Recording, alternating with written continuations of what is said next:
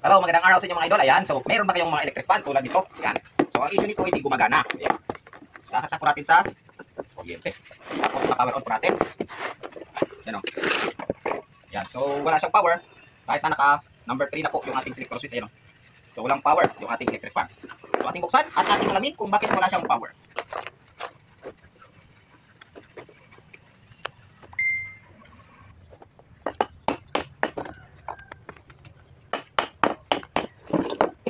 Kailangan pupukin ang matigas na tornilyo para masyak at mabuksan.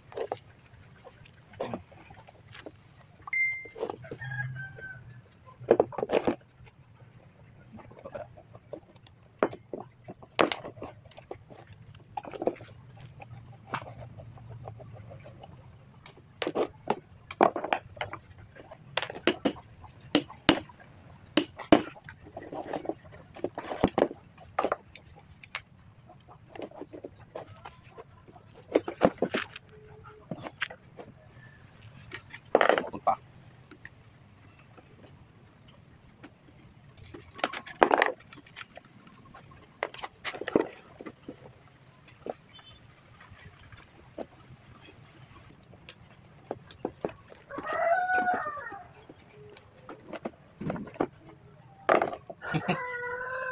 Ibang screwdriver, nasa akin na lahat ng screwdriver. So, magtatagal tayo ng motor ng ating electric fan. Ayan. So, dito natin matatagpuan yung mga dahilanan kung bakit walang power ang ating electric fan. So, tanggalin na natin itong nakapiputay.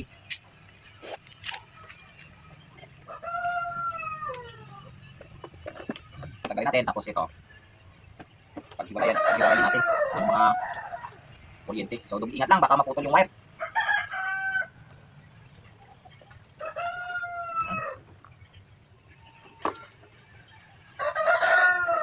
So, ito siya. Tanggalin natin. Dito matatagpuan yung ating thermal fuse, nakabalot. Dahil sa dinidikit ko ito talaga sa windings ng ating mga electric fan para once na makadetect siya ng high temperature, kung siya mag-shutdown. Yan, ito yung ating thermal fuse. Wait lang, tagal yung isa. So, ito po yung ating thermal fuse. Yan, ito siya. Nabalot po ng spaghetti hose. So, titester natin kung may resistance o continuity. Ayan o, kita nyo, open po.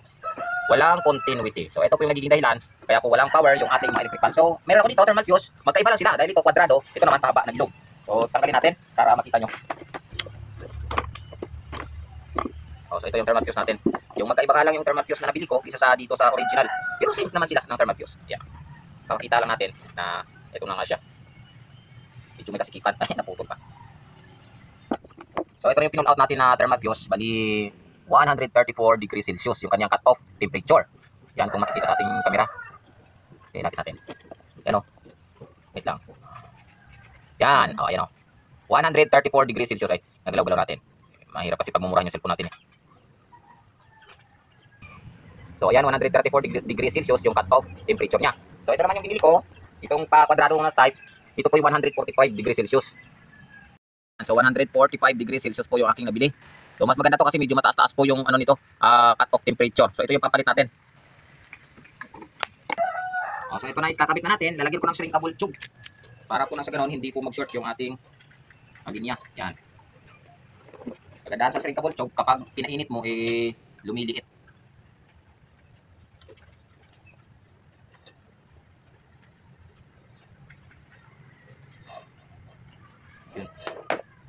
Step ko muna.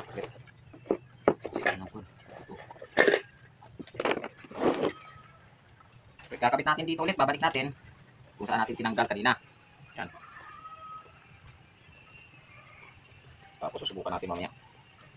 So, ito po yung nagiging problema ng mga electric fan natin mga idol, lalong-lalo na pag yung electric fan natin na ibabad po sa magdamag na andar. Nagiging dahilan po siya ng pagka low power. Hoy!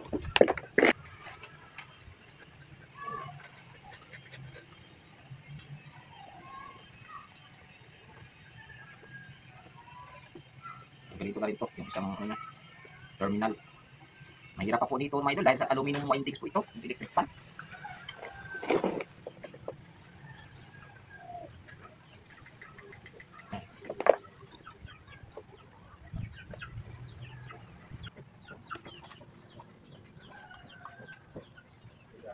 Dugtong na natin to.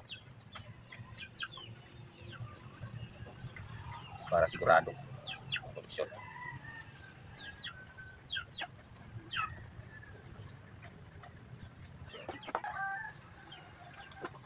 Ayan na po, nakikabit na natin yung ating thermal fuse. Babalik na natin itong ating mga insulator.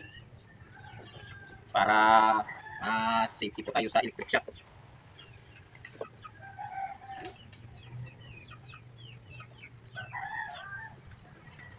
Ayan.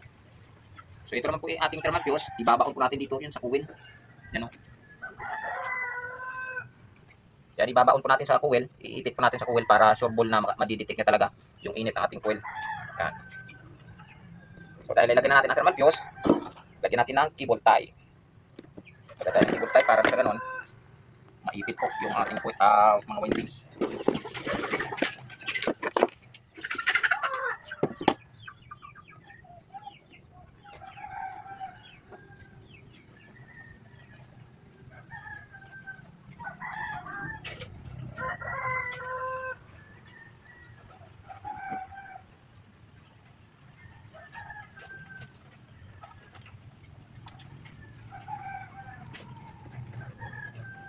So yan, isisecure natin ang cable tie. Ay sus, naputol. Hirap na pagmumurahin cable tie, naputol. Nasubrahan ko ng higpit. Dapat pala control lang sa paghigpit. Ulit.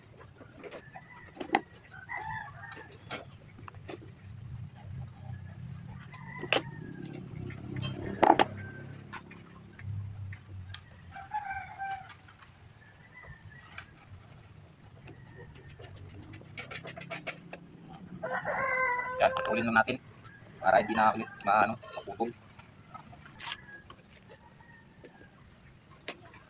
So yan po, nailagyan na natin ng panibagong thermal fuse itong ating electric fan. So tatakpan na natin ulit at ating susubukan.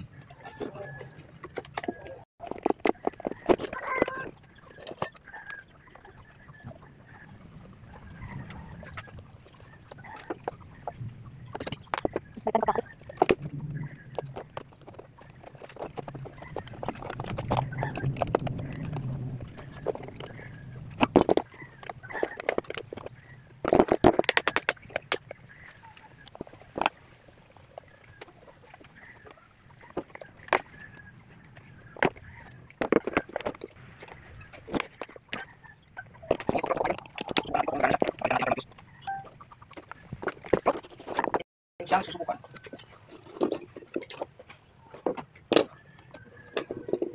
O, diba? Gumagana na.